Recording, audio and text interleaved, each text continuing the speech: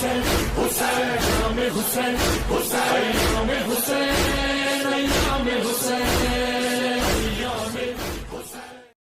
بالله من الشيطان الرجيم بسم الله الرحمن الرحيم احشروا الذين ظلموا وأزواجهم وما كانوا يعبدون من دون الله فاهدوهم إلى صراط الجحيم وكيفوهم إنهم مسؤولون ما لكم لا تناصرون بل هم اليوم مستسلمون وأقبل بعضهم على بعض يتساءلون قالوا إنكم كنتم تعتوننا عن اليمين قالوا بل لم تكونوا مؤمنين وما كان لنا عليكم من سلطان بل كنتم قوما طاغين فحق علينا قول ربنا إن لذائقون فأغويناكم إن كنا غاوين فإنهم يومئذ في العذاب مشتركون إن كذلك نفعل بالمجرمين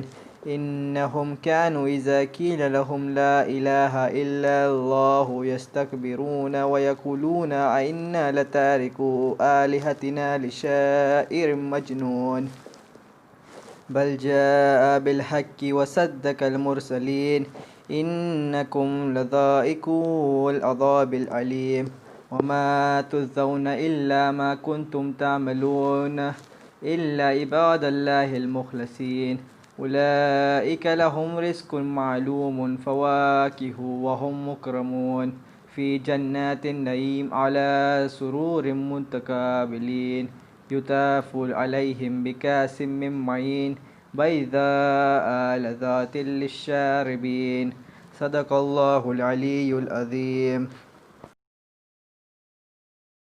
ہائے حسین پیاسے حسین، ہائے حسین پیاسے حسین، ہائے حسین پیاسے حسین، ہائے حسین پیاسے حسین۔ پیاسوں کا ذکر تشنہ دہانی کے ساتھ ہے، نام حسین آج بھی پانی کے ساتھ ہے۔ پیاسوں کا ذکر تشنہ دہانی کے ساتھ ہے، نام حسین آج بھی پانی کے ساتھ ہے۔ کیا جانے کتنی پیاس میں اکبر نے جان دی، کیا جانے کتنی پیاس میں اکبر نے جان دی، جو بات ہے وہ تشنہ دہانی کے ساتھ ہے۔ پیاسوں کا ذکر تشنہ دہانی کے ساتھ ہے، نام حسین آج بھی پانی کے ساتھ ہے۔ اکبر سینا کو دل سے لگا کر نہ جان دو، اکبر سینا کو دل سے لگا کر نہ جان دو، بابا کا دل تمہاری جوانی کے ساتھ ہے۔ پیاسوں کا ذکر تشنہ دہانی کے ساتھ ہے، نام حسین آج بھی پانی کے ساتھ ہے۔ کہنے کو ہے حبیب کی پیری بھی ذوف بھی، کہنے کو ہے حبیب کی پیری بھی ذوف بھی، لیکن جو حوصلہ ہے جوانی کے ساتھ ہے۔ پیاسوں کا ذکر تشنہ دہانی کے ساتھ ہے، نام حسین آج بھی پانی کے ساتھ ہے۔ اللہ کتنی تیز ہے اصغر کی تشنگی، اللہ کتنی تیز ہے اصغر کی تشنگی، مڑتی ہوئی نگاہ بھی پانی کے ساتھ ہے۔ پیاسوں کا ذکر تشنہ دہانی کے ساتھ ہے، نام حسین آج بھی پانی کے ساتھ ہے۔ آنکھوں میں اشک مشک میں ناوک، جگر میں زخم، آنکھوں میں اشک مشق میں ناوک جگر میں زخم، عباس تیرا خون بھی پانی کے ساتھ ہے۔ پیاسوں کا ذکر تشنہ دہانی کے ساتھ ہے، نام حسین آج بھی پانی کے ساتھ ہے۔ اکبر سا نوجواں ہو کے اصغر سا بے زباں، اکبر سا نوجواں ہو کے اصغر سا بے زباں، جو ہے شہید تشنہ دہانی کے ساتھ ہے۔ پیاسوں کا ذکر تشنہ دہانی کے ساتھ ہے، نام حسین آج بھی پانی کے ساتھ ہے۔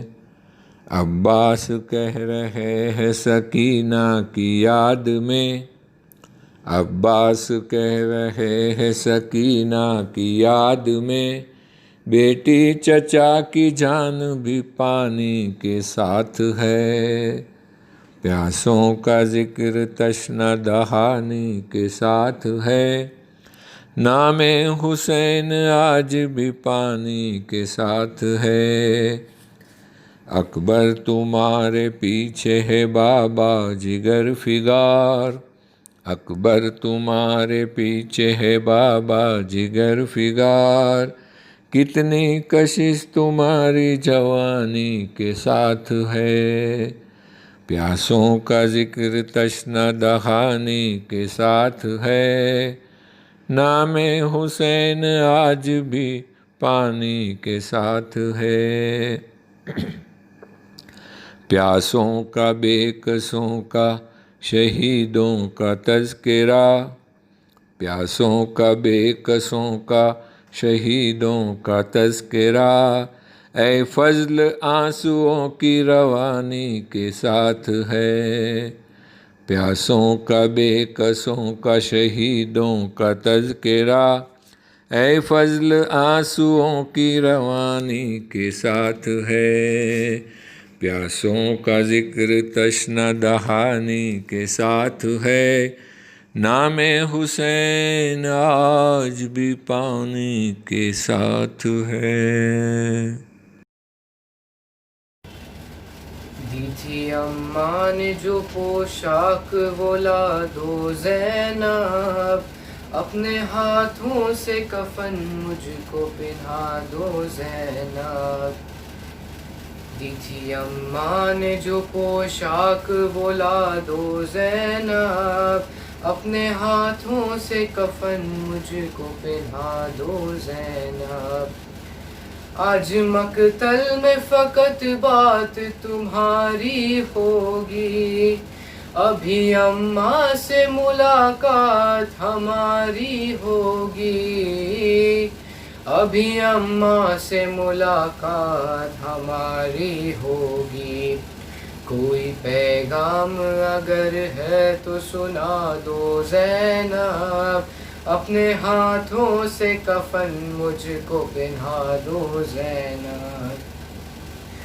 ہاتھ پابند رسن بہنا تمہارے ہوں گے، مجھ کو رہ رہ کے خیال آتا ہے لاشے سے میرے، مجھ کو رہ رہ کے خیال آتا ہے لاشے سے میرے۔ تیر کس طرح نکالو گی بتا دو زینب، اپنے ہاتھوں سے کفن مجھ کو پہنا دو زینب۔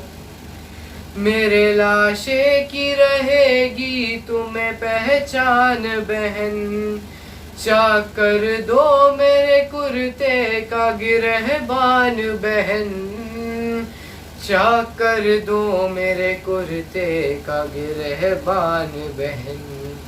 کوئی لوٹے نہ اسے ایسا بنا دو زینب، اپنے ہاتھوں سے کفن مجھ کو پہنا دو زینب۔ سامنے اپنے سکینہ کے اتروا لو گوہر، ابھی کچھ دیر میں لٹ جائے گا مظلوم کا گھر، ابھی کچھ دیر میں لٹ جائے گا مظلوم کا گھر. یہ امانت کسی گوشے میں چھپا دو زینب، اپنے ہاتھوں سے کفن مجھ کو پہنا دو زینب. باہر آنے کو نہ خیمے سے میں کہتا تم کو، ہوتے عباس تو تکلیف نہ دیتا تم کو. ہوتے عباس تو تکلیف نہ دیتا تم کو.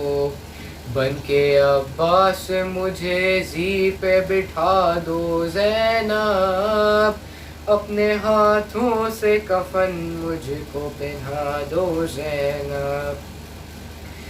قید خانے کی سنبھالو یہ امانت بی بی، گود میں لو اسے مظلوم ہو رخصت بی بی. گود میں لو اسے مظلوم ہو رخصت بی بی. میرا دامن میری بچی سے چھڑا دو زینب، اپنے ہاتھوں سے کفن مجھ کو پہنا دو زینب. گھر سے شبیر جنازے کی طرح سے نکلے، سبھی روتے تھے تکلم در خیمہ پہ کھڑے. سبھی روتے تھے تکلم در خیمہ پہ کھڑے. شہ نے جس دم کہا مرنے کی رضا دو زینب، اپنے ہاتھوں سے کفن مجھ کو پہنا دو زینب. دی تھی اماں نے جو پوشاک بلا دو زینب، اپنے ہاتھوں سے کفن مجھ کو پہنا دو زینب. محمد وآل محمد صلوات. اللہم صلی علی محمد وآل محمد وعجل فرج. فاتحہ.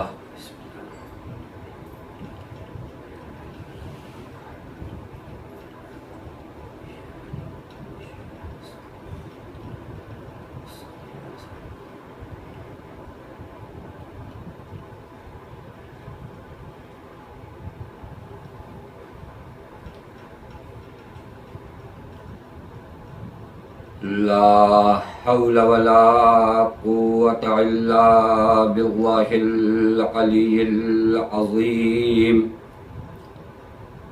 أعوذ بالله من الشيطان اللعين الرجيم. بسم الله الرحمن الرحيم.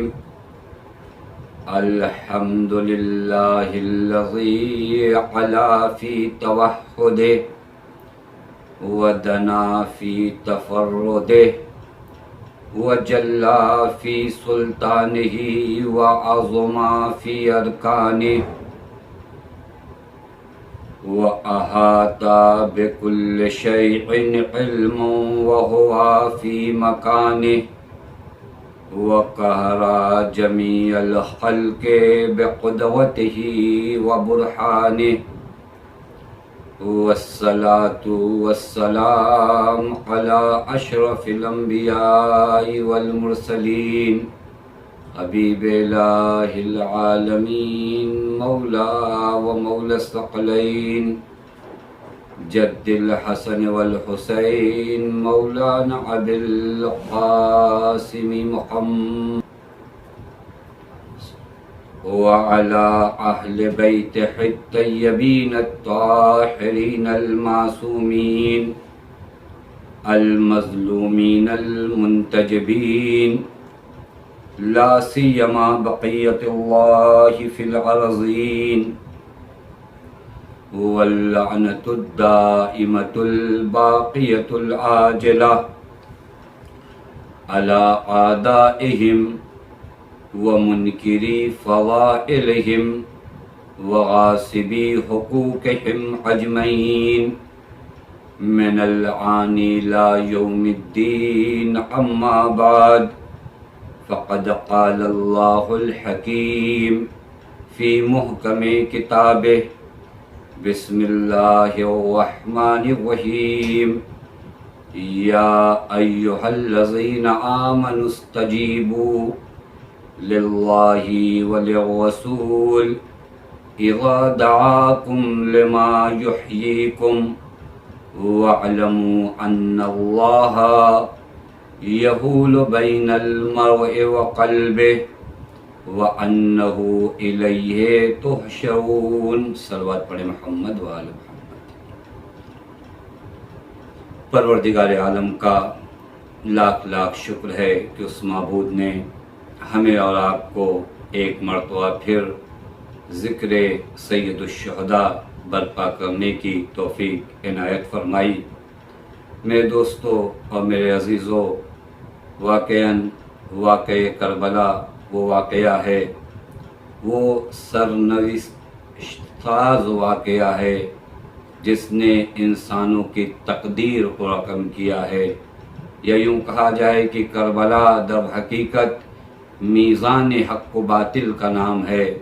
اسی وجہ سے اگر آپ دیکھیے کہ ابھی ظاہری طور پر واقعہ کربلا رونما نہیں ہوا، لیکن کربلا کا ذکر انبیاء کی زبان پر ہے، کربلا کا ذکر اولیاء کی زبان پر ہے، کربلا کا ذکر ائمہ اطہار علیہم الصلاۃ کی زبان پر ہے۔ تاریخ میں ملتا ہے کہ حضرت علی علیہ السلام جب جنگ صفین سے لوٹ رہے تھے تو امام کا قیام جب کربلا کی زمین پر ہوا، راوی کہتا ہے کہ صبح کی نماز کے بعد حضرت امیر نے خاک کربلا کو مخاطب کر کے کہا، واحن ایتھا التربہ، کس قدر خوش قسمت ہے تیری خاک کہ تجھ پر سے ایسے لوگ محشور ہوں گے جو بغیر حساب جنت میں داخل ہوں گے۔ یا کربلا کی سرزمین کو مخاطب کر کے امیر کائنات نے فرمایا، ھذا مصارع عشاق شہداء، یہ کون سی جگہ ہے؟ یہ مشہد عاشقان خدا کی جگہ ہے۔ کربلا مشہد عاشقان خدا ہے۔ اور پھر امام فرماتے ہیں کہ لا یسبقہم من کان قبلہم ولا یلحقہم من بعدہم، نہ کربلا سے پہلے کے شہداء اور نہ کربلا کے واقعے کے بعد کے شہداء کوئی شہدائے کربلا کے مقام و مرتبے تک نہیں پہنچ سکتا۔ واقعاً یہ کون سی سرزمین ہے؟ خدا کا جس قدر شکر ہم و آپ ادا کر سکتے ہیں کریں کہ اللہ تعالیٰ نے ہمیں کربلا سے وابستہ کیا، اللہ تعالیٰ نے ہمارا تعلق کربلا سے پیدا کیا۔ میرے دوستو، میرے عزیزو، میں نے آپ کی خدمت میں عرض کیا کہ کربلا کا واقعہ رونما نہیں ہوا ہے، لیکن ہر نبی، ہر امام کی زبان پر ذکر کربلا ہے، یہاں تک کہ ائمہ حضرات علیہم السلام کے جو خاص اصحاب تھے ان کی زبان پر بھی ذکر کربلا، واقع کربلا کے علی الظاہر رونما ہونے سے پہلے موجود ہے۔ روایات اور تاریخ کی کتابوں میں ملتا ہے کہ ایک مرتبہ کوفہ کے شہر میں جناب میثم و جناب حبیب دونوں کی ملاقات ہوئی، اور ملاقات کے بعد جناب حبیب نے جناب میثم کو مخاطب کر کے کہا کہ میں اس شخص کو دیکھ رہا ہوں جسے عشق علی میں دار پر آویزاں کیا جائے گا، یعنی جس کو عشق علی پر سولی چڑھائی جائے گی۔ ایک مرتبہ جناب میثم نے جناب حبیب کی جانب مخاطب ہو کر کہا کہ اور میں اس ذات کو دیکھ رہا ہوں کہ جسے علی کے بیٹے نبی کے نواسے کے جرم کے عشق کے جرم میں شہید کیا جائے گا، اور اس کے سر کو کوفے کے شہر میں پھرایا جائے گا۔ میرے دوستو وہاں موجود افراد کے لیے یہ بات بہت تعجب آور تھی، ان کے لیے ایک عجیب بات تھی۔ وہ لوگ چیمے گوئیاں کر رہے تھے کہ آخر یہ علی کے شیعوں کو کیا ہو گیا ہے کہ یہ علم غیب کی باتیں کرنے لگے ہیں، یہ کیسی بہکی باتیں میثم و حبیب کر رہے ہیں۔ ان لوگوں کے لیے بہت تعجب کا مقام تھا، اور تعجب ہونا بھی چاہیے، چونکہ امام علی علیہ السلام خود ارشاد فرماتے ہیں اِنَّا حدیث اہل البیت صعب مستصعب لا يحتملہ الا ملک مقرب او نبی مرسل او عبد مؤمن امتحن اللہ قلبہ للایمان۔ اہل بیت کی باتیں بڑی گراں ہیں، بڑی سخت ہیں، انہیں ہر دل برداشت نہیں کر سکتا۔ وہ دل جس میں عرفان کا نور نہ ہو وہ ان فضائل کو سمجھ نہیں سکتا۔ اگر کوئی سمجھ سکتا ہے، یعنی حدیث اہل بیت کا تحمل اگر کوئی کر سکتا ہے، تو روایت کا جملہ ہے لا یحتملہ الا ملک مقرب، خدا کے ملائکہ میں سے جو ملائکہ مقربین ہیں انہیں اہل بیت کے فضائل متحمل ہو سکتے ہیں، وہ تحمل کر سکتے ہیں، وہ انہیں برداشت کر سکتے ہیں، چونکہ ظرفیت جس قدر ہوگی اس قدر سنگین مطالب کو انسان درک کر سکے گا۔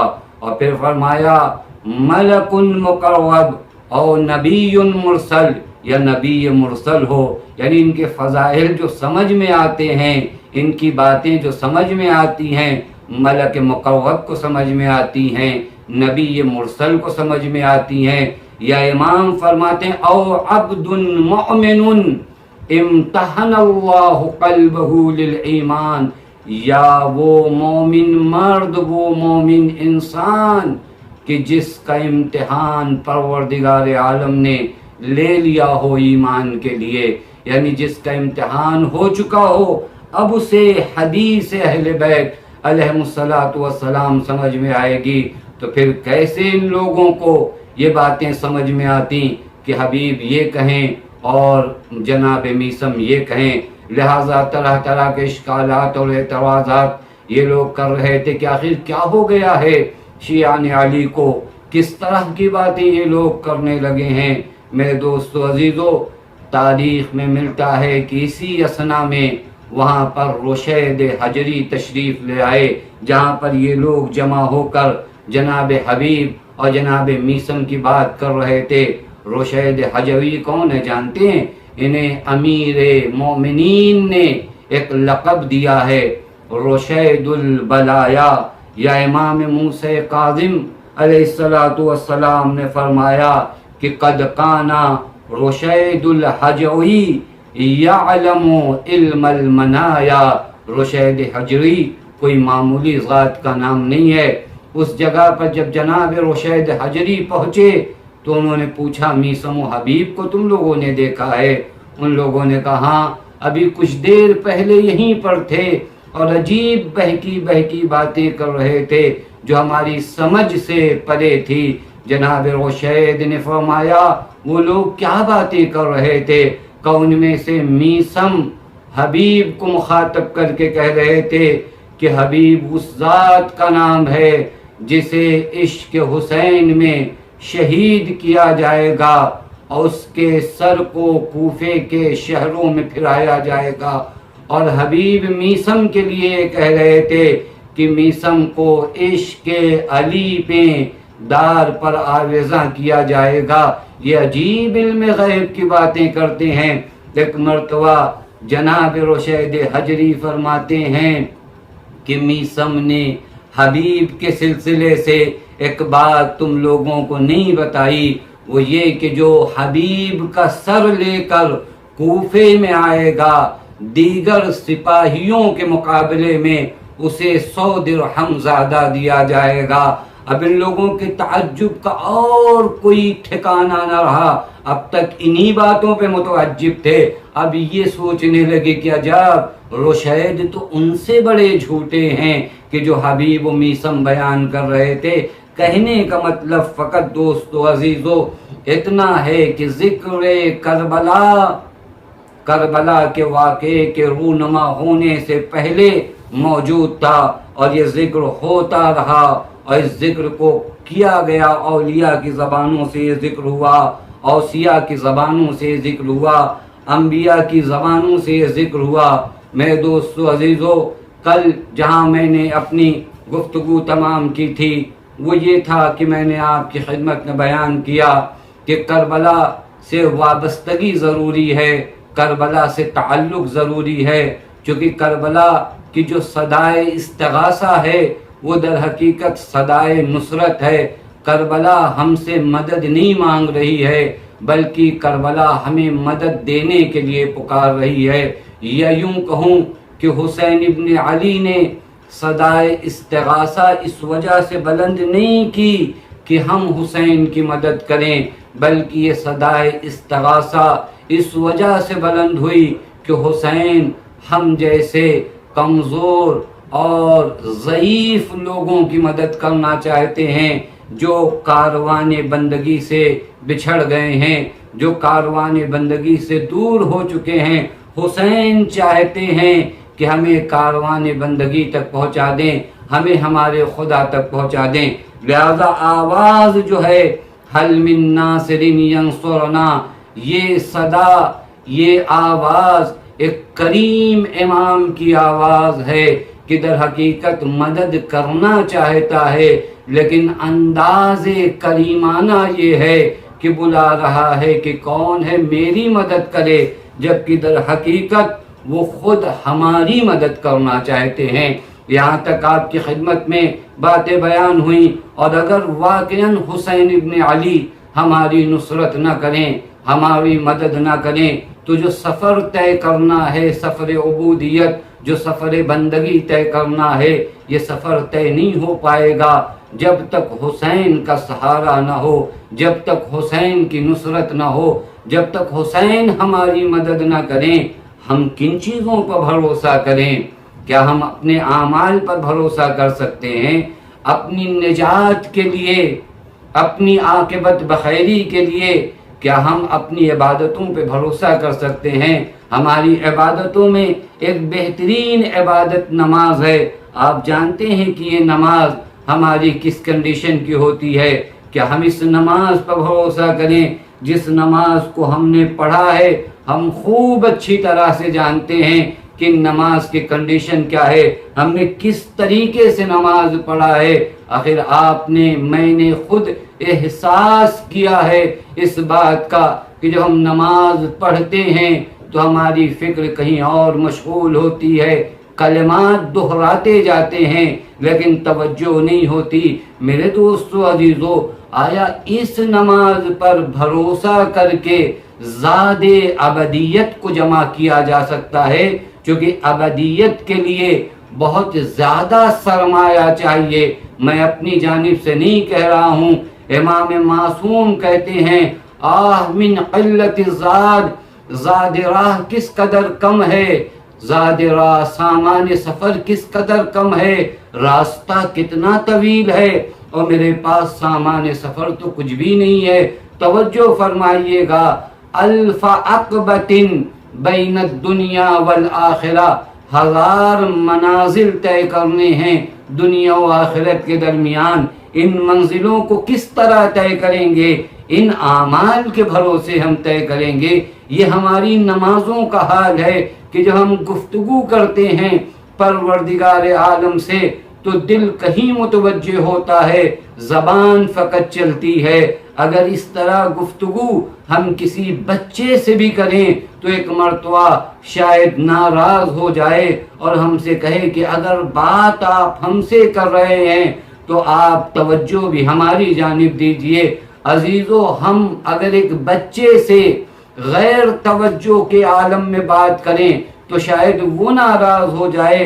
ہم جو خدا سے باتیں کرتے ہیں تو ہمارا دل کہیں مشغول ہوتا ہے اور زبان پر کچھ اور کلمات ادا ہوتے ہیں.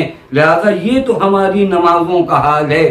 ان نمازوں پر بھروسہ کر کے اس زاد آخرت کو مہیا کیا جائے گا؟ نہیں، کسی کی مدد کی ضرورت ہے، فضل الہی کی ضرورت ہے، وگرنہ ہمارے اعمال اس لائق نہیں ہیں کہ ان اعمال پر بھروسہ کر کے ہم یہ کہیں کہ ہم سامان سفر مہیا کر لیں گے. فضل الہی جب تک شامل حال نہیں ہوتا یہ سفر طے نہیں ہو سکتا. خود میں نہیں کہتا، امام معصوم فرماتے ہیں، امام سید سجاد علیہ السلام فرماتے ہیں، لست اتکل فی النجات من عقابک علی اعمالنا بل بفضلک علینا. اے میرے اللہ، کس کے جملے ہیں یہ؟ زین العابدین کے جملے ہیں. لست اتکل فی النجات من عقابک، میرے اللہ میری نجات کا اعتماد میں نے اپنے اعمال پہ نہیں کیا ہے، کیونکہ میرے اعمال کے جو قدر و قیمت ہے، جو ارزش ہے، جو وقعت ہے، میں خوب جانتا ہوں. لہذا میں نے اپنے اعمال پر بھروسہ نہیں کیا ہے، بلکہ بل بفضلک علینا، بلکہ تیرے فضل پر میں نے بھروسہ کیا ہے کہ تیرا فضل اگر شامل حال ہوگا تب تو میں زاد آخرت جمع کر پاؤں گا، وگرنہ تیرا فضل نہ ہوا تو پھر میں زاد آخرت جمع نہیں کر سکتا. یہ پوری بات جو میں نے آپ کی خدمت میں عرض کیا کیوں بیان کیا جانتے ہیں؟ سید الشہداء اسی فضل الہی کا نام ہے، سید الشہداء اسی مجرے فضل الہی کا نام ہے. چاہتے ہیں کہ ہم زاد آخرت جمع کر لیں، چاہتے ہیں کہ ہم سامان سفر اکٹھا کر لیں، وہ جو راستہ بندگی، وہ جو راستہ انسانیت ہمیں طے کرنا ہے، سید الشہداء یہ چاہتے ہیں کہ ہم یہ سفر طے کریں سامان سفر کے ہمراہ. لہذا آواز دیتے حل من ناصر ینصرنا، یعنی آؤ میرے پاس، میں تمہیں راہ نجات دینے والا ہوں، میں تمہیں اس وادی سے لے جا کر خدا کا قرب دلانا چاہتا ہوں. توجہ فرما رہے ہیں، یعنی میرے دوستو عزیزو، سید الشہداء کیوں مدد کے لیے بلا رہے ہیں؟ مدد کرنا چاہتے ہیں، چاہتے ہیں کہ بندگان خدا کی مدد کریں، چاہتے ہیں کہ مخلوقات عالم کی مدد کریں، چاہتے ہیں کہ انہیں بندگی کے مرتبے تک پہنچا دیں، لہذا بلا رہے ہیں. فضل الہی کا نام حسین ہے، حسین فضل الہی، اور جب تک فضل الہی شامل حال نہ ہو جائے اس وقت تک میری نجات کے اسباب فراہم نہیں ہو سکتے. لہذا اسی فضل الہی کا نام حسین ہے. اب میں اگر مثال دوں، روایت سے آپ کی خدمت میں مثال دوں کہ بعض خدا کے خاص ایسے بندگان ہوتے ہیں، ایسے بندے ہوتے ہیں جو خالصانہ عمل انجام دیتے ہیں، اور اس خالصانہ عمل کو انجام دینے کے نتیجے میں فضل الہی ان کے شامل حال ہوتا ہے. اور جب فضل الہی ان کے شامل حال ہوتا ہے تو یہ فضل الہی فقط ان کی ذات تک محدود نہیں ہوتا، بلکہ جو لوگ ان کے اطراف میں ہوتے ہیں، جو لوگ اس شخص سے وابستہ ہوتے ہیں، تمام ان افراد کو وہ فضل الہی شامل ہو جاتا ہے. امام جعفر صادق علیہ السلام اصول کافی میں یہ روایت ہے جہاں امام فرماتے ہیں کہ خدا کا بندہ جو خالصانہ اور مخلصانہ عمل انجام دیتا ہے، یعنی صرف ذات خدا کے لیے عمل کو انجام دیتا ہے، ایک کام کرتا ہے خدا کے لیے، اس خالصانہ عمل کے نتیجے میں پروردگار عالم کی رحمت کا نزول ہوتا ہے اس پر. پروردگار عالم اپنی رحمت کو نازل کرتا ہے اس بندے خدا پر، اور جب اس بندے خدا پر رحمت نازل ہوتی ہے تو وہ لوگ جو اس کے اطراف میں ہوتے ہیں، وہ لوگ جو اس کے ارد گرد ہوتے ہیں، یا یوں کہوں کہ وہ لوگ جو اس سے وابستہ ہوتے ہیں، وہ تمام لوگ اس رحمت الہیہ سے فائدہ اٹھاتے ہیں. ان تمام لوگوں کو یہ رحمت الہیہ شامل ہو جاتی ہے. اور پھر اس مقام پر بہت توجہ فرمائیے گا، پھر اس مقام پر امام صادق علیہ السلام نے مثال پیش کی جناب یوسف علی نبینا و آلہ و علیہ السلام کی، اور فرمایا کہ دیکھو جناب یوسف نے عالم طفلگی سے، بچپنے سے جوانی تک اور جوانی کے مرحلے کے بعد تک کتنے مصائب، کتنی مشکلات، کتنی صعوبتوں کو برداشت کیا۔ پوری تاریخ آپ کے ذہن میں ہے، دامن وقت میں گنجائش نہیں ہے کہ میں جناب یوسف کی ہسٹری کو آپ کی خدمت میں بیان کروں۔ کس قدر مصائب جناب یوسف نے برداشت کیے۔ باپ سے آپ کو جدا کیا گیا، کنویں میں آپ کو ڈالا گیا، آپ کو غلاموں کے بازاروں میں فروخت کیا گیا، قصر زلیخا میں آپ کی توہین ہوئی، آپ کو قید خانے میں ڈالا گیا۔ یہ تمام ظلم و ستم جناب یوسف پہ ہوئے، یہ امام صادق علیہ السلام نے مثال کے طور پر پیش کیا ہے۔ تب سمجھ میں آئے گا کہ حسین ابن علی سلام اللہ علیہ ہمارے اوپر کون سی رحمت کے نزول کا سبب بنتے ہیں۔ میرے دوستو عزیزو، امام فرماتے ہیں اس قدر مصائب، اس قدر مشکلات کا جناب یوسف نے سامنا کیا، اور ان تمام مشکلات پر، ان تمام مصائب پر صابر رہے، یعنی بندگی کے راستے سے نہیں ہٹے۔ اب پروردگار عالم نے اپنی رحمت کو نازل کیا یوسف پر، یعنی رحمت الہیہ کے نزول کا مرکز حضرت یوسف کی ذات بنی۔ رحمت الہیہ نازل کس کے اوپر ہو رہی ہے؟ ذات حضرت یوسف علی نبینا وآلہ وعلیہ السلام پر۔ لیکن اس کا فائدہ کن لوگوں کو ہوا؟ تمام ان لوگوں کو ہوا جو جناب یوسف سے وابستہ تھے۔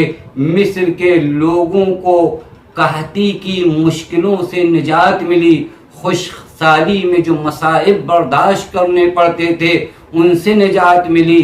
جناب یوسف کے بھائی جو روحی بیماری میں مبتلا تھے ان سے یہ روحی بیماری دور ہوئی، زلیخا کی ہدایت ہوئی۔ اس طرح متعدد وہ افراد جو تعلق پیدا کر چکے تھے، جو وابستگی پیدا کر چکے تھے حضرت یوسف سے، تمام ان لوگوں کو یہ رحمت پروردگار عالم شامل ہوئی اور ان کے لیے زاد آخرت مہیا ہوا۔ کیوں؟ مرکز نزول رحمت کون ہے؟ مرکز نزول رحمت فقط جناب یوسف ہیں، لیکن جو لوگ ان کے اطراف میں ہیں، جو لوگ ان کے ارد گرد میں ہیں، جو لوگ حضرت یوسف سے وابستہ ہیں، تمام ان لوگوں کو یہ رحمت شامل حال ہوئی۔ یہ مثال امام جعفر صادق علیہ السلام نے پیش کی۔ اب یہیں پر میں آپ سے ایک سوال پوچھوں، جناب یوسف نے مصائب برداشت کیے، مشکلات برداشت کی، ان مشکلات پر صبر و تحمل کا مظاہرہ کیا، بندگی کے راستے سے نہیں ہٹے، لیکن مجھے انصاف سے بتائیے کہ یوسف نے جو مصائب برداشت کیے، آیا ان مصائب کا موازنہ اور کمپیر جناب امام حسین کے مصائب سے کیا جا سکتا ہے؟ یوسف کے مصائب بہت عظیم ہیں، بہت زیادہ ہیں، لیکن مصائب حسین کہاں؟ جن مشکلات کو حسین ابن علی نے تحمل کیا، جن مصائب کو حسین ابن علی نے تحمل کیا، وہ کہاں؟ اور یوسف کے مصائب کہاں؟ اور یہ تو ہر نبی نے اس بات کی شہادت دی ہے، لا یوما کیومک یا ابا عبداللہ، حضرت ابا عبداللہ جیسا کوئی دن نہیں، یعنی جتنے مصائب حسین ابن علی نے صبر کیے، کسی اور نبی نے ان مصائب کو تحمل نہیں کیا۔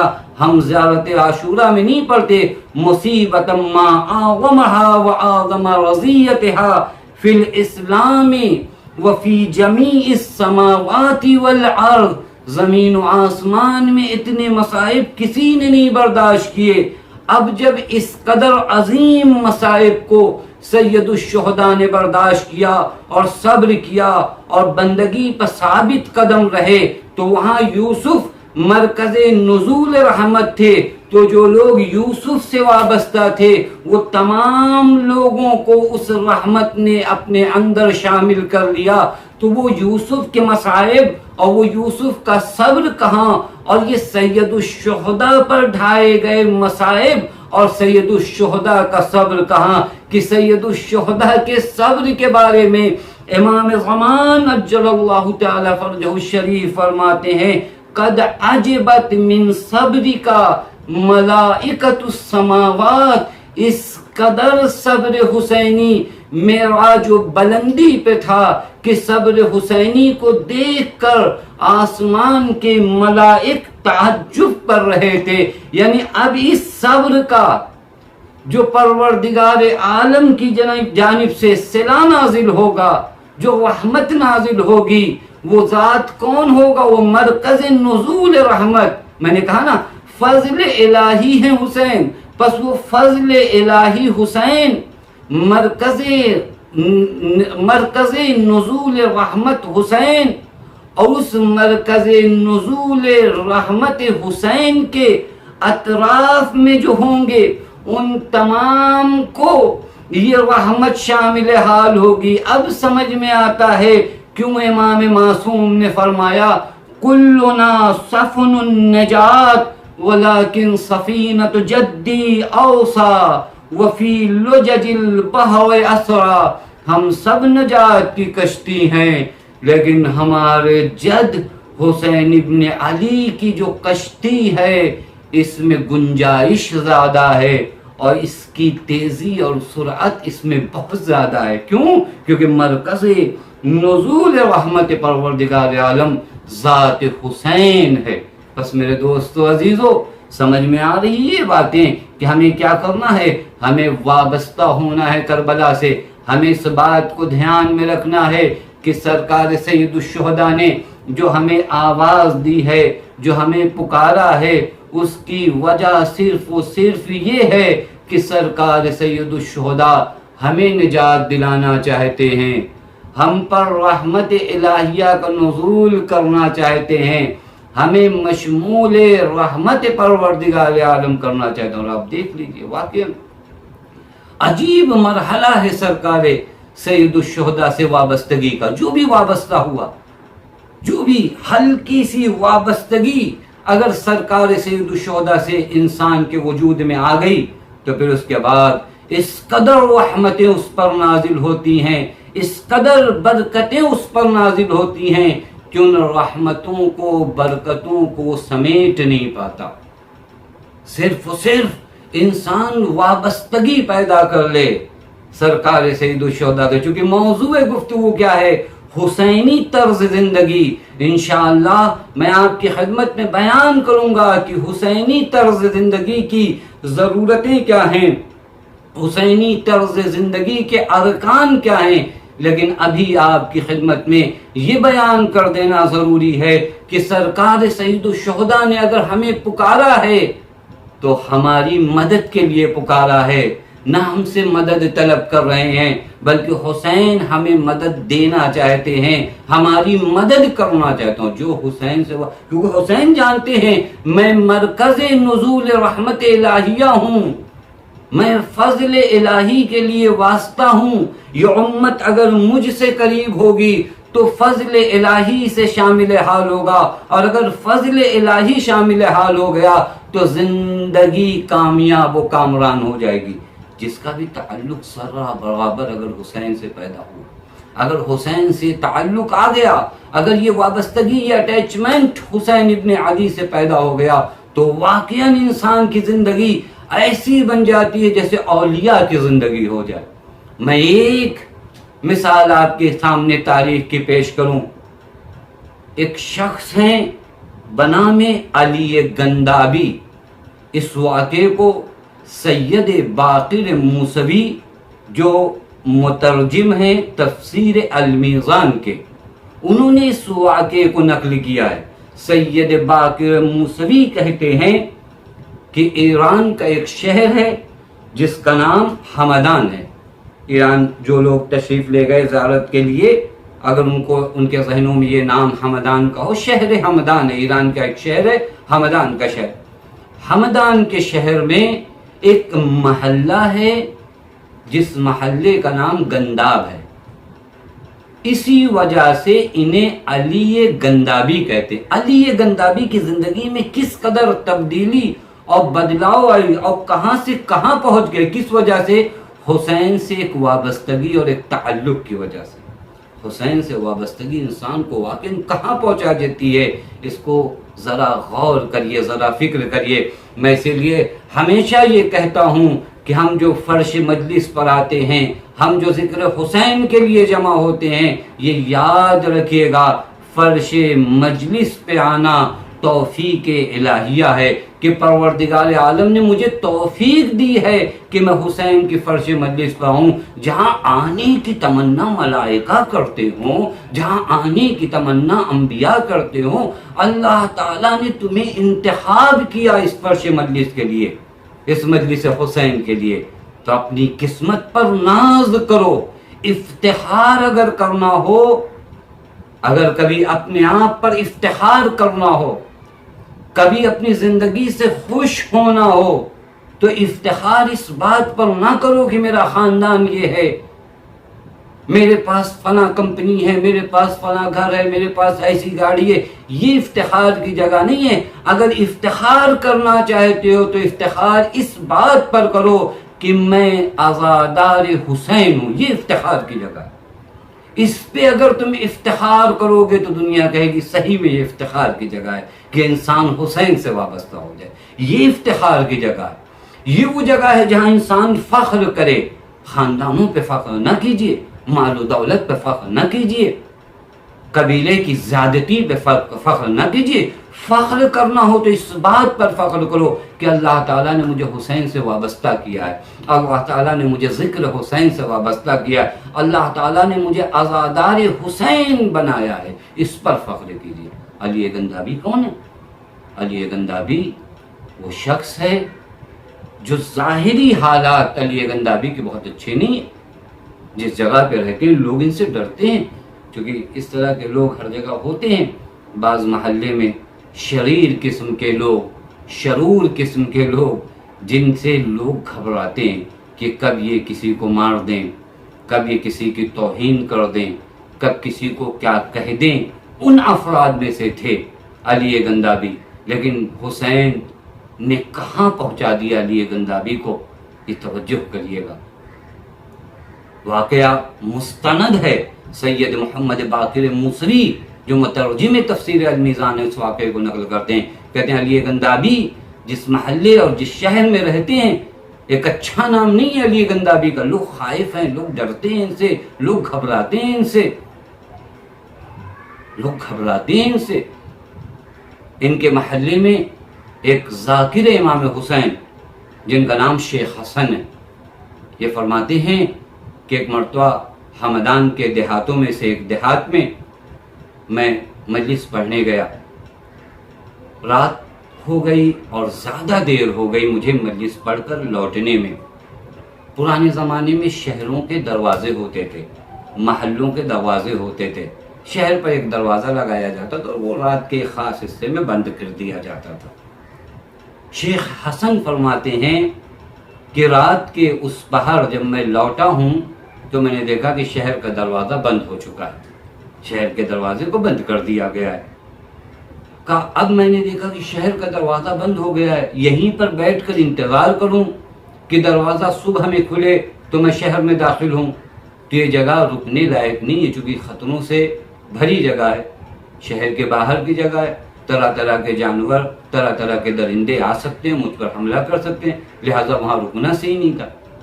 فرماتے ہیں شیخ حسن کہ میں نے چاہا کہ لوٹ کر چلا جاؤں جہاں میں نے مجلس پڑھی تھی، وہاں قیام کر لوں، لیکن ایک پرابلم یہ تھا کہ صبح میں اسی شہر کی مسجد جامع میں مجھے ایک دوسری مجلس پڑھنا تھا، لہٰذا اگر میں اگر میں ابھی چلا جاتا ہوں تو صبح کو پہنچ نہیں پاؤں گا۔ کہا میں نے سوچا کہ اچھا آواز دیتا ہوں دروازے پہ جا کر کہ کوئی دروازہ کھول دے۔ کہا اب جو دروازے کے قریب میں پہنچا تو میں نے وہاں پر علی گندابی اور ان کے دوستوں کی آواز سنی۔ میں نے عرض کیا کہ علی گندابی ان لوگوں میں سے تھے جن سے اکثر لوگ گھبرایا کرتے تھے، ڈرا کرتے تھے کہ کب کس کی توہین کر دیں، کب کس کو مار دیں۔ کہتے میں دروازے کے قریب پہنچا تو مجھے یہ اندازہ ہو گیا کہ علی گندابی اپنے دوستوں کے ساتھ مشغول ہیں، شرب نوشی میں مشغول ہیں، نجس چیزوں میں مشغول ہیں. میں اب اس جملے کو کس طرح ادا کروں، چونکہ ان کا جو عاقبت ہے وہ عجیب معرکۃ العارا عاقبت ہے. مشغول ہیں، مست ہیں، حالت نشہ میں ہیں. کہا جب اس انسان سے تو ہم عام حالت میں گھبراتے ہیں، ابھی یہ رات کے پہر نشے کی حالت میں. کہا لیکن میرے پاس کوئی چارہ نہیں تھا، میں دروازے شہر پہ رک نہیں سکتا تھا کیونکہ خطرہ تھا. میں اس گاؤں اور دیہات لوٹ کر نہیں جا سکتا تھا چونکہ صبح مجھے مجلس پڑھنے آنی تھی. کہا اسی کشمکش میں نے کہا چلو خدا پر بھروسہ کرتے ہوئے میں آواز دے ہی دیتا ہوں. کہا میں دروازے کے قریب آیا، میں نے آواز دی. علی گندابی دروازے کی سمت بڑھے اور انہوں نے دروازہ کھولا. مجھے دیکھنے کے بعد کہا شیخ حسن رات کے اس پہر کہاں تھے اب تک؟ اتنی دیر رات میں کہاں سے آ رہے ہو؟ میں نے شیخ حسن نے کہا کہ میں نے علی گندابی سے کہا کہ میں ایک جگہ مجلس پڑھنے گیا تھا، مجلس پڑھنے میں تاخیر ہوئی لہٰذا دیر ہو گئی. ایک مرتبہ علی گندابی کہتے ہیں کہ شیخ حسن پورے سال تم لوگ مجلس ہی برپا کرتے ہو اور کوئی کام نہیں ہے، صرف مجلسیں برپا کرتے ہو. ایک مرتبہ شیخ حسن کہتے ہیں میں نے کہا علی گندابی آج کی شب فرق کرتی ہے، آج کی شب فرق کرتی ہے. آج کی رات دیگر راتوں کی طرح نہیں ہے، آج کی شب دیگر شبوں کی طرح نہیں ہے. ایک مرتبہ علی گندابی نے کہا کہ آج کون سی رات ہے، آج کون سی شب ہے؟ شیخ حسن کہتے ہیں میں نے کہا کہ علی گندابی آج محرم کی پہلی تاریخ ہے، شب اول محرم ہے. شیخ حسن کہتے ہیں کہ ابھی میں نے یہ کہا تھا. ایک مرتبہ علی گندابی نے اپنا سر پیٹنا شروع کر دیا، اپنا سر پیٹنا شروع کر دیا، اپنے سر پر خاک ڈالنا شروع کر دی اور بار بار اس طرح کہنے لگے کہ علی گندابی تجھے کیا ہو گیا ہے، خود سے مخاطب ہو کر کہ علی گندابی تجھے کیا ہو گیا ہے کہ آج محرم کی پہلی شب ہے اور اس شب میں بھی تو حالت نشہ میں ہے، اس شب میں بھی تو حالت نشہ میں ہے. یہ دیکھیں حسین سے وابستگی انسان کو کہاں پہنچاتی ہے. میرے دوستو میں نے عرض کیا کہ حسین نے جو آواز استغاثہ بلند کی ہے حل من ناصر ینصرنا کی، اپنی مدد نہیں چاہتے مولا بلکہ ہماری مدد کرنا چاہتے ہیں. جس کے حساس کانوں میں یہ آواز گونج جاتی ہے ایک مرتبہ پھر ممکن نہیں ہے کہ وہ حسین کی آواز پر لبیک نہ کہے، ممکن نہیں ہے کہ حسین کی آواز پر لبیک نہ کہے. ہر انسان حسین کی آواز پر لبیک کہے گا لیکن دل کے کان اس حل من ناصر ینصرنا کی آواز کو سنیں. دل علی گندابی کا کان جو دل کا کان ہے، دل کی جو سماعت ہے وہ ذرا بیدار ہے، لہذا وہ حل من ناصر ینصرنا کی آواز کو جانتے ہیں. کہیں محرم کی پہلی تاریخ اور میں نوشی میں مشغول تھا، یہ مجھ سے کیا ہو گیا. شیخ حسن کہتے ہیں کہ اب گریہ‌وزاری کے بعد ایک مرتبہ علی گندابی میری سمت آتے ہیں اور مجھ سے کہتے ہیں کہ شیخ حسن تم ابھی مجلس پڑھ کر آ رہے ہو، کیا تم میرے لیے بھی مجلس پڑھو گے؟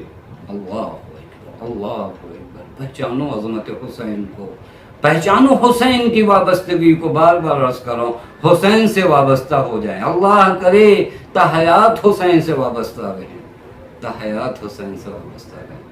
علی گندابی کہتے ہیں کہ مجلس پڑھیے میرے لیے. شیخ حسن کہتے ہیں میں نے کہا علی گندابی رات کے اس پہر میں، اس جگہ پر، اس میدان میں تمہارے لیے مجلس پڑھوں؟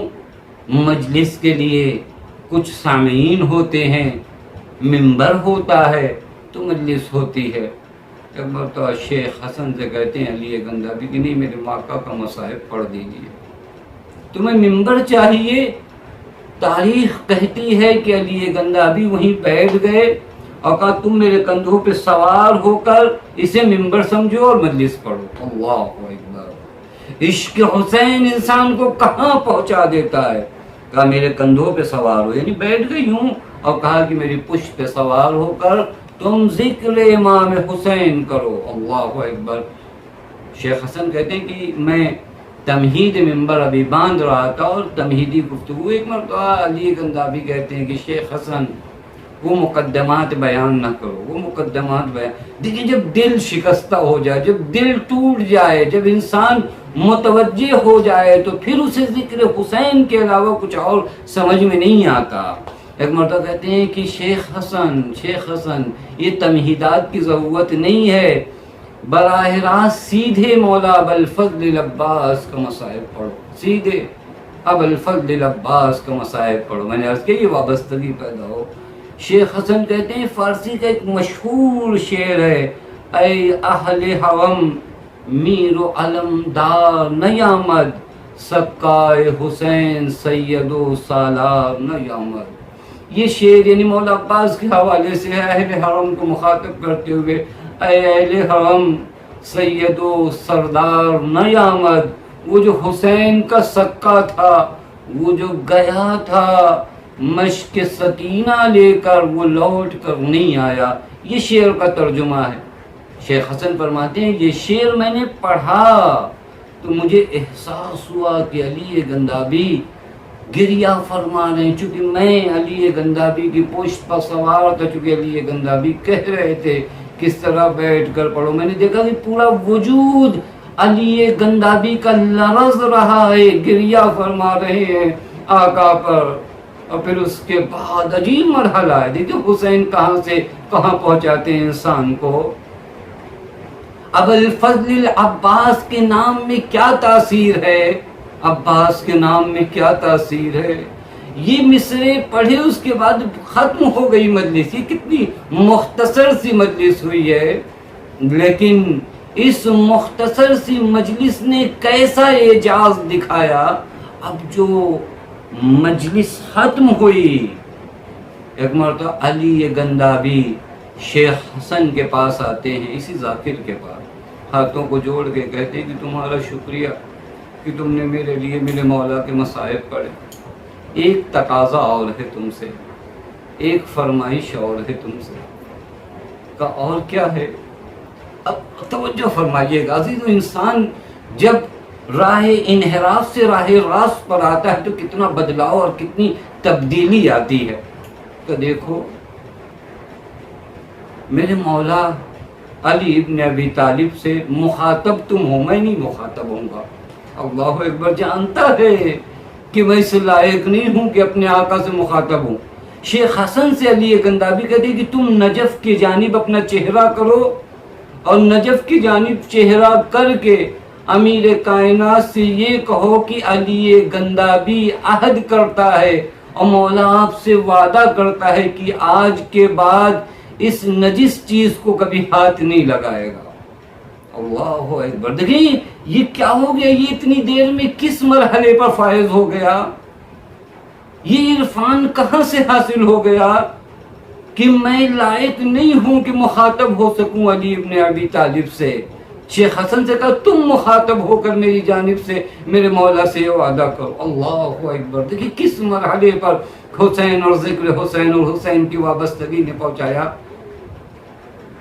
ملتا ہے کہ مجلس تمام ہوئی، علی گندابی اپنے گھر گئے، یہ ذاکر اپنے گھر آئے، اور صبح کو جب مسجد جامع میں یہ تقریر کرنے کے لیے گئے ہیں، دوران تقریر انہوں نے لوگوں کو کہا کہ میں تمہارے لیے خوشخبری لے کر آیا ہوں.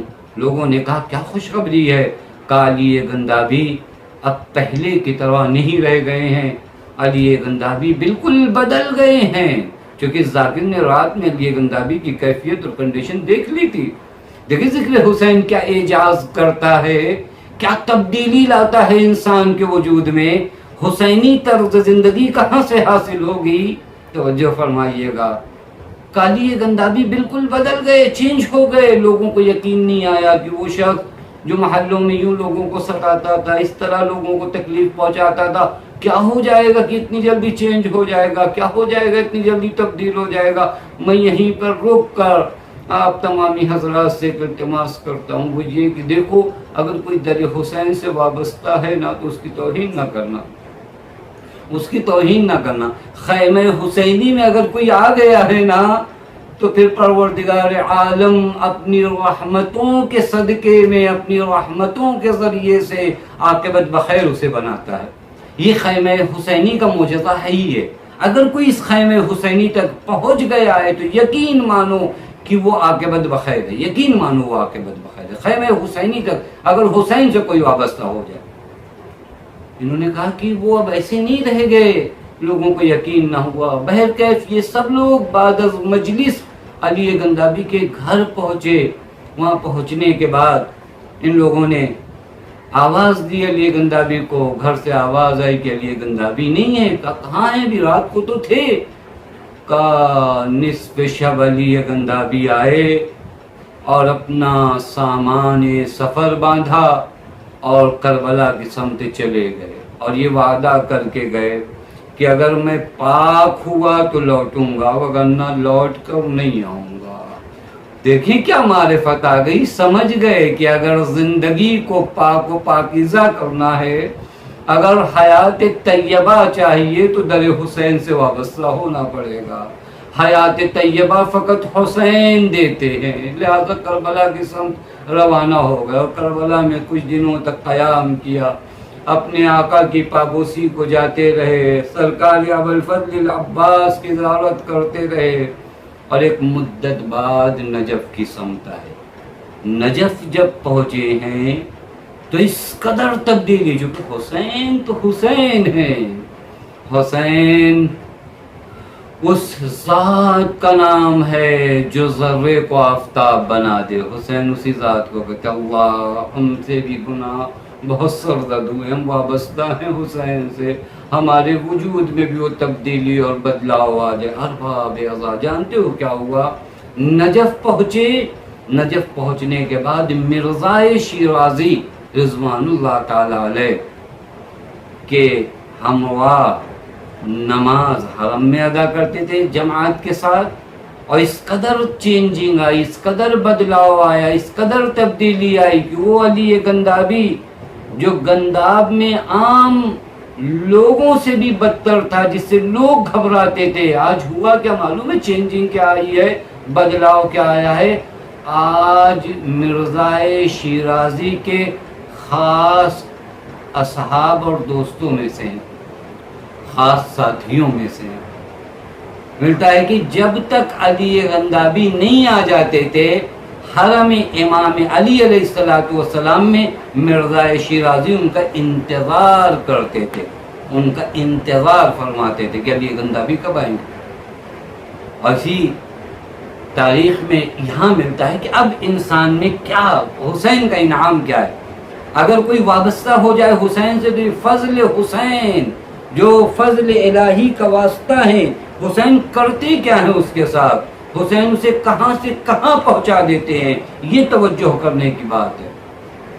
بتایا جاتا ہے کہ ایک وقت کچھ لوگ مرزا شیرازی کے پاس آئے، مرزا شیرازی نماز پڑھانے جا رہے تھے، نماز سے پہلے آئے اور بتایا کہ فلاں عالم دین کا انتقال ہو گیا ہے، لہٰذا آپ نماز جنازہ پڑھا دیں، اور حرم مطہر میں جہاں سے زائرین کا داخلہ ہوتا ہے وہاں پر ہم لوگ ان کو تدفین کرنا چاہتے ہیں۔ مرزا شیرازی نے کہا کہ وہاں پر جہاں زیر پائے زائرین امام علی ہے وہاں پر ایک قبر آمادہ کرو اور بین الصلاتین لے آؤ تاکہ میں ان کی نماز جنازہ ادا کروں، اور نماز کے بعد انہیں دفن کر دیا جائے گا۔ بہرکیف اس طریقے سے پروگرام طے ہوا۔ مرزا شیرازی نماز کے لیے کھڑے ہوئے، نماز اول ابھی پڑھی ہے، آگے بتایا گیا کہ وہ جو عالم دین کے انتقال کی خبر دی گئی تھی ان کا انتقال نہیں ہوا تھا۔ کبھی ہوتا ہے سکتہ مغزی وغیرہ کی کیفیت، ایسا لگتا ہے کہ موت ہو گئی، وگرنہ موت ہوئی نہیں ہوتی۔ کب وہ زندہ ہیں، صحیح و سالم ہیں، اب ہم اس قبر کو بند کر دیں؟ مرزا شیرازی نے کہا نہیں، کوئی خاص مصلحت ہے اس میں، لہذا رک جاؤ۔ نماز دوم تمام ہوئی۔ اب جو نماز دوم تمام ہوئی، لوگ اپنی جگہ سے اٹھ گئے، لیکن ایک سر اب بھی سجدے میں ہے جو نہیں اٹھا۔ وہ سر کس کا ہے؟ علی گندابی کا۔ لوگوں کو تعجب ہوا کہ علی گندابی کیوں نہیں اٹھ رہے ہیں؟ ہلایا شانوں کو، اب جو شانہ ہلایا تو پتہ چلا علی گندابی اس دنیا سے رخصت ہو گئے۔ ایک مرتبہ مرزا شیرازی نے کہا کہ تمہیں معلوم ہے علی گندابی نے کیا مانگا تھا خدا سے؟ کیا مانگا تھا امیر کائنات سے؟ امیر کائنات سے بس اتنا کہا تھا، میرے آقا، میرے مولا، ایک قبر خالی ہے آپ کے زائرین کے پیروں کے نیچے، آقا کیا مجھے اجازت ہے کہ وہ قبر میرے نصیب میں ہو جائے؟ علی ابن ابی طالب نے ان کو دعوت دے دی، بلا لیا۔ اللہ، یہ کام ہے حسین ابن علی کا۔ حسین حل من ناصر ینصرنا کی صدا بلند کر کے ہمیں اور آپ کو حیات جاویداں کی دعوت دینا چاہتے ہیں، حیات جاویداں کی دعوت دینا چاہتے ہیں۔ لیکن عزیزو، اس حیات جاویداں کی دعوت کے لیے حسین ابن علی نے بہت کچھ قربان کیا۔ آپ سمجھ گئے، محرم کے ایام چل رہے ہیں، بہت کچھ پڑھنے کی ضرورت نہیں ہوتی ہے، کچھ بیان کرنے کی ضرورت نہیں ہوتی ہے، کیونکہ بہت باتیں تو اہل عزا عالم تصور میں سن کر اور یاد کر کے رو لیتے ہیں۔ میرے دوستو، آج شب چہاروں میں محرم ہے، آج کی شب سے ہمارے یہاں شہادت کے مصائب پڑھے جانے لگتے ہیں، شہادت کے مصائب پڑھے جاتے ہیں۔ میں یہ چاہتا ہوں کہ آج پہلی شہادت کا جو مصائب پڑھوں وہ دیباچہ کربلا جناب مسلم کی شہادت سے آغاز کیا جائے۔ جناب مسلم کی شہادت گرچہ کوفے میں ہوئی ہے، گرچہ واقع کربلا سے پہلے ہوئی ہے، لیکن یہ شہادت وابستہ ہے کربلا سے۔ اللہ اکبر۔ مسلم کس ذات کا نام ہے؟ مسلم کے افتخار اور فضیلت کے لیے اتنا ہی کافی ہے کہ مسلم مورد اعتماد امام زمان ہے، مورد اعتماد امام زمان ہے۔ ارباب رضا عجیب عاشق حسین ہے مسلم، عجیب عاشق حسین ہے مسلم، عجیب عاشق حسین ہے مسلم۔ میرے دوستو عزیزو، عجیب مرحلہ ہے۔ مسلم جب کوفے میں آئے ہیں، 18,000 لوگوں نے مسلم کے ہاتھوں پہ بیعت کی، لیکن ایک وقت ایسا بھی آیا کہ جب مسلم نے نماز تمام کی ہے تو کوئی ایسا موجود نہیں تھا جو مسلم کو راستہ بتا سکے۔ اللہ اکبر۔ اے اہل کوفہ، یہ تم نے کیا کیا ایک مہمان کے ساتھ؟ مسلم کی شہادت اور حسین کی شہادت میں شباہتیں بہت ہیں۔ جس طرح حسین غریب الوطن ہے، اسی طرح مسلم بھی غریب الوطن۔ اللہ اکبر۔ اب جو نماز تمام کی کوئی راستہ بتانے والا نہیں ہے، کہاں جائے غریب، کہاں جائے پردیسی، کس کے پاس جائے یہ پردیسی؟ ارباب عزا، کوفے کی گلیاں ہیں، مسلم کبھی اس گلی میں کبھی اس گلی میں۔ اللہ اکبر۔ ایک ایسا وقت بھی آیا کہ ایک دہلیز پہ، ایک گھر کی دہلیز پہ مسلم سر جھکائے بیٹھ گئے۔ ایک خاتون دروازہ کھول کر اب جو باہر نکلی، ایک اجنبی کو اپنے گھر کے دروازے کے سامنے بیٹھا ہوا دیکھا۔ ایک مردہ کہتی ہے، کیا تمہیں کوفے کے شہر کے حالات کی خبر نہیں ہے؟ کس قدر ماحول پرآشوب ہے، تمہیں ذرہ برابر خبر نہیں ہے؟ اپنے گھر کو کیوں نہیں جاتے؟ جاؤ اپنے گھر چلے جائے۔ مطلب مسلم نے سر اٹھایا، مسلم نے کہا کیا پانی ملے گا؟ وہ معظمہ گھر کے اندر داخل ہوئی، کاسے آب لے کر آئی، پانی دیا، مسلم نے پانی پیا۔ بس میں ہاتھوں کو جوڑ کے کہوں گا مولا مسلم، یہ کوفہ ہے جہاں آپ نے پانی مانگا ہے، ابھی مل گیا، لیکن اللہ اکبر 6 ماہ کے بچے کو لے کر حسین کربلا کے تپتے صحرا میں سوال آپ کریں گے، کوئی پانی نہ دے گا۔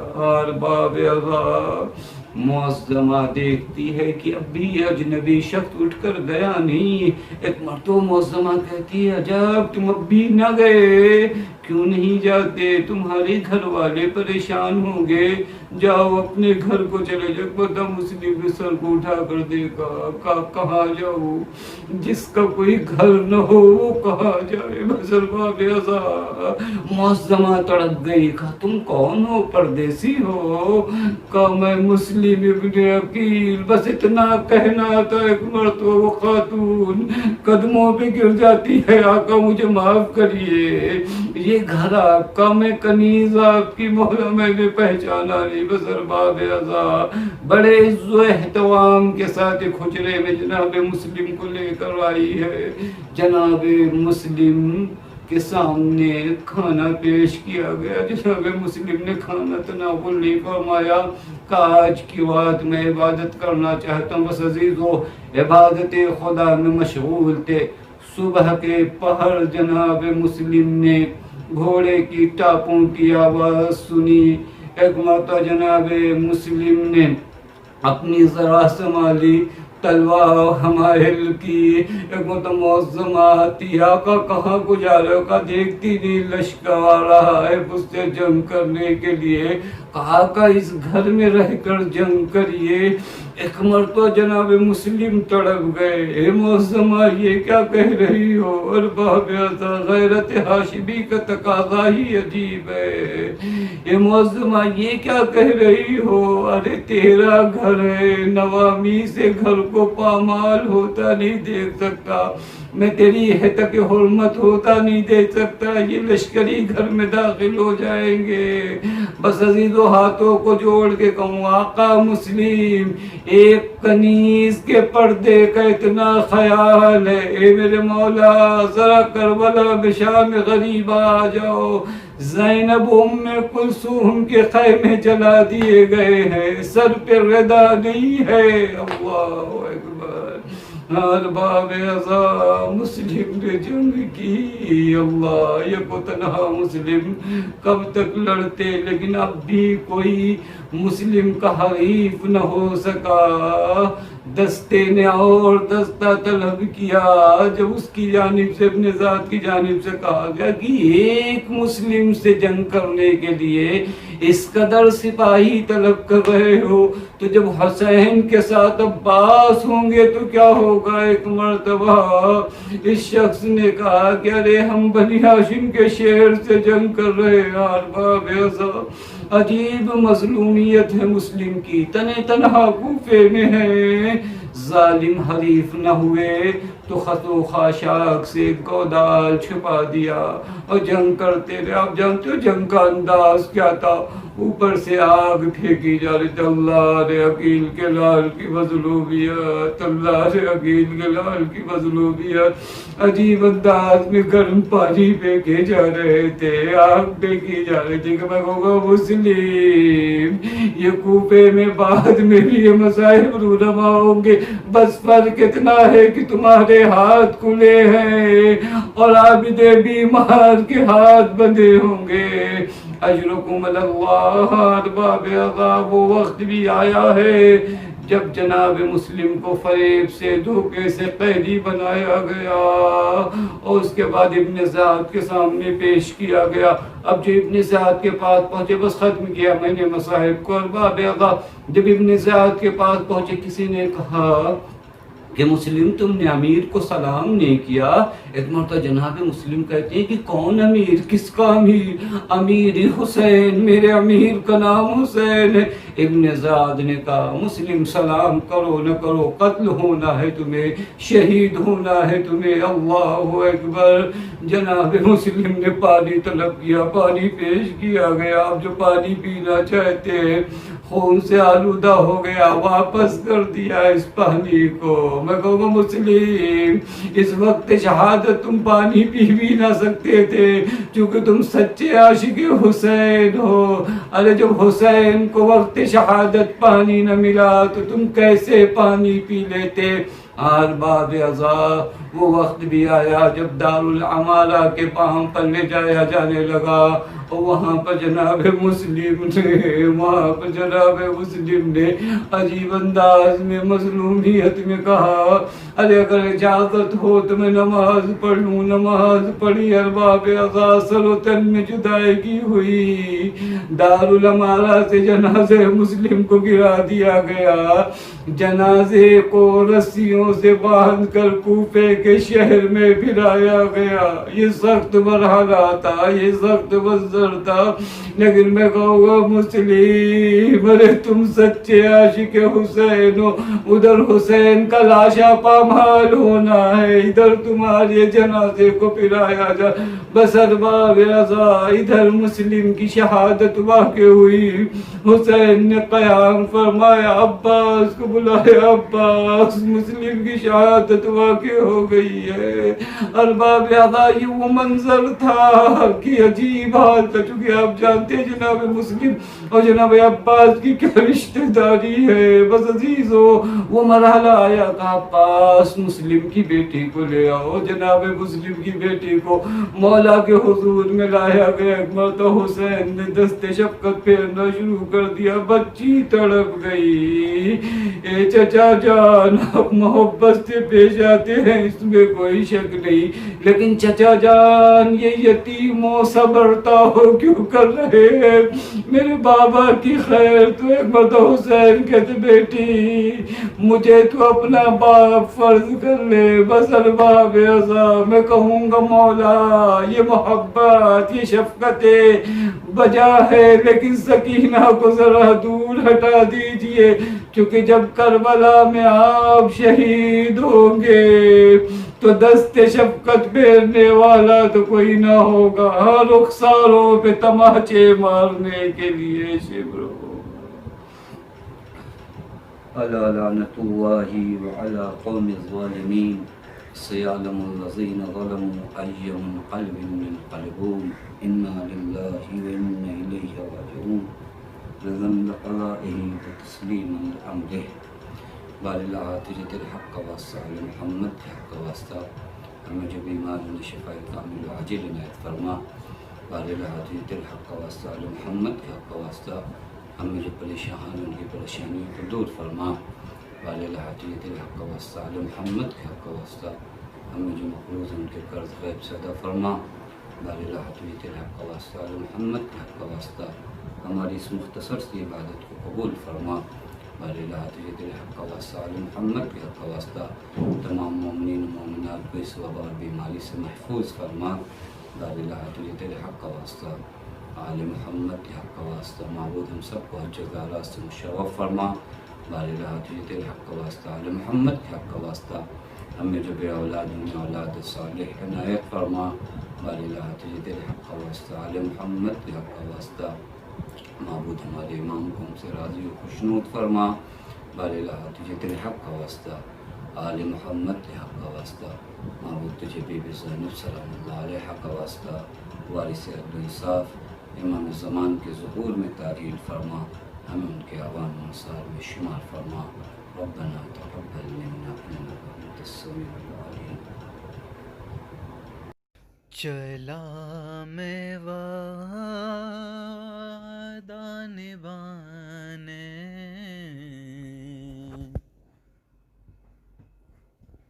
چلا میں وعدہ نبھانے, سلام ماں کے مزار, سلام نانا کے روزے، سلام ماں کے مزار، سلام نانا کے روزے، سلام ماں کے مزار، میں تیرا دین بچاؤں گا اے میرے نانا، میں اپنا خون بہاؤں گا اے میرے نانا، حسین جاتا ہے مرنے، حسین جاتا ہے مرنے، سلام ماں کے مزار، سلام نانا کے روزے، سلام ماں کے مزار، سلام نانا کے روزے، سلام ماں کے مزار، ہاں میری شریک سفر بن کے ساتھ چل اماں، سفر پہ جاتا ہوں کپڑے میرے بدل اماں، لباس خلد سجا دے، لباس خلد سجا دے، بدن پہ پھر ایک بار، سلام نانا کے روزے، سلام ماں کے مزار، سلام نانا کے روزے، سلام ماں کے مزار، دعا کرو کوئی سر بے ردا نہ ہو اماں، نماز شوق کے شہادت قضا نہ ہو اماں، نہ آئے میرے چمن پہ، نہ آئے میرے چمن پہ ستم کی گرد و غبار، سلام نانا کے روزے، سلام ماں کے مزار، سلام نانا کے روزے، سلام ماں کے مزار، دیے جلانے کو نانا تمہارے روزے پر، ضرور آئے گی سغرا ہر ایک شام و سحر، خدا کرے رہے روشن، خدا کرے رہے روشن سدا تمہارا مزار، سلام نانا کے روزے، سلام ماں کے مزار، سلام نانا کے روزے، سلام ماں کے مزار، تمہارے جیسا ہے نانا یہ میرا لال اکبر، دعا کرو نہ لگے اس کو آسماں کی نظر، لوٹے نہ دور وطن سے، لوٹے نہ دور وطن سے ہمارے دل کا قرار، سلام نانا کے روزے، سلام ماں کے مزار، سلام نانا کے روزے، سلام ماں کے مزار، ہاں تمام پھول سے بچے ہیں اور گرم ہوا، ہمارے خون کی پیاسی ہے فوج ظلم و جفا، سفر میں کوئی شجر بھی، سفر میں کوئی شجر بھی نہیں ہے سایہ تا، سلام نانا کے روزے، سلام ماں کے مزار، سلام نانا کے روزے، سلام ماں کے مزار۔ ہاں ایک پھول تو ایسا ہے جو کھلا بھی نہیں، نہ پائے پانی تو کر سکتا وہ گلا بھی نہیں، وہ جس کے دہن سے آتی، وہ جس کے دہن سے آتی ہے دودھ کی مہکات، سلام نانا کے روزے، سلام ماں کے مزار، سلام نانا کے روزے، سلام ماں کے مزار۔ میری سکینہ کہاں اور رسن کے باندھ کہاں، زمین گرم پہ چلنا اسے پسند کہاں، قدم وہ پھول سے نازک، قدم وہ پھول سے نازک، وہ راستے پرخار، سلام نانا کے روزے، سلام ماں کے مزار، سلام نانا کے روزے، سلام ماں کے مزار۔ زیارت وارثہ۔ السلام علیکہ یا ابا عبداللہ، السلام علیکہ یا ابن رسول اللہ، السلام علیکہ ورحمۃ اللہ وبرکاتہ، السلام علیکہ یا وارث آدم صفوۃ اللہ، السلام علیکہ یا وارث نوح نبی اللہ، السلام علیکہ یا وارث ابراہیم خلیل اللہ، السلام علیکہ یا وارث موسیٰ کلیم اللہ، السلام علیکہ یا وارث عیسیٰ روح اللہ، السلام علیکہ یا وارث محمد حبیب اللہ، السلام علیکہ یا وارث امیر المؤمنین، السلام علیکہ یا ابن محمد المصطفیٰ، السلام علیکہ یا ابن علی المرتضیٰ، السلام علیکہ یا ابن فاطمۃ الزہراء، السلام علیکہ یا ابن خدیجۃ الکبریٰ، السلام علیکہ یا سار اللہ وابن سارہ والوتر الموتور، اشہد انک قد اقمت الصلاۃ وآتیت الزکاۃ وامرت بالمعروف ونہیت عن المنکر واطعت اللہ ورسولہ حتی اتاک الیقین، فلعن اللہ امۃ قتلتک ولعن اللہ امۃ ظلمتک ولعن اللہ امۃ سمعت بذلک فرضیت بہ، یا مولایا یا ابا عبداللہ، اشہد انک کنت نورا فی الاصلاب الشامخہ والارحام المطہرہ، لم تنجسک الجاہلیۃ بانجاسها ولم تلبسک من مدلہمات ثیابها، واشہد انک من دعائم الدین وارکان المؤمنین، واشہد انک الامام البر التقی الرضی الزکی الہادی المہدی، واشہد ان الائمۃ من ولدک کلمۃ التقوی وعلام الہدی والعروۃ الوثقی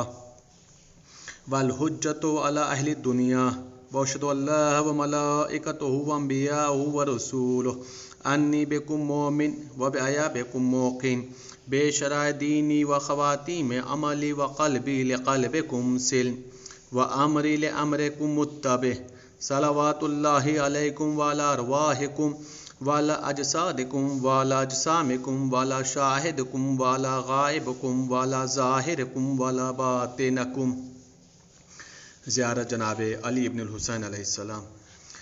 السلام علیکم یا ابن رسول اللہ، السلام علیکم یا ابن نبی اللہ، السلام علیکم یا ابن امیر المؤمنین، السلام علیکم یا ابن الحسین الشہید، السلام علیکم ایھا الشہید وابن الشہید، السلام علیکم ایھا المظلوم وابن المظلوم، لعن اللہ امتا قتلت کا ولعن اللہ امتا ظلمت کا ولعن اللہ امتا سمعت بذلک فرضیت بہ۔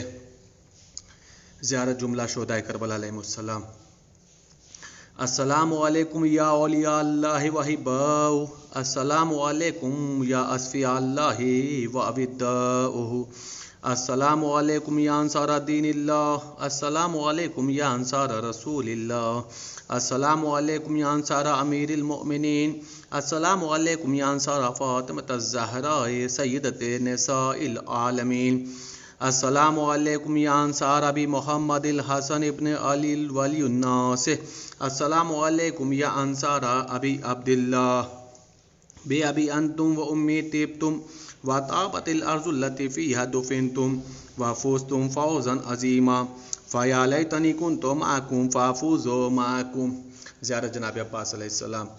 السلام علیکم یا مولا ابو الفضل عباس علیہ السلام یا ابن امیر المؤمنین علیہ السلام، السلام علیکم ایھا العبد الصالح المطیع للہ ولرسولہ، اشہد انک قد جاہدت ونصحت وصبرت حتی اتاک الیقین، لعن اللہ الظالمین لکم من الاولین والآخرین والحقهم بدرک الجحیم۔ السلام علیکم یا افضل الشہداء، السلام علیکم ورحمۃ اللہ وبرکاتہ، السلام علیکم یا غریب الغرباء، السلام علیکم یا معین الضعفاء والفقراء، السلام علیکم یا شمس الشموس، السلام علیکم یا انیس النفوس، السلام علیکم یا سلطان العرب والعجم، السلام علیکم یا ابو الحسن یا علی ابن موسیٰ رضا، السلام علیکم ورحمۃ اللہ وبرکاتہ، السلام علیکم یا صاحب العصر والزمان، الامان الامان الامان من فتنۃ الزمان، السلام علیکم یا شیخ القرآن، السلام علیکم یا خلیفۃ الرحمن، السلام علیکم یا امام زمانہ ھذا، عجل اللہ تعالی فرجک وسہل اللہ تعالی مخرجک وظہورک واجعلنا من اعوانک وانصارک ورحمۃ اللہ وبرکاتہ۔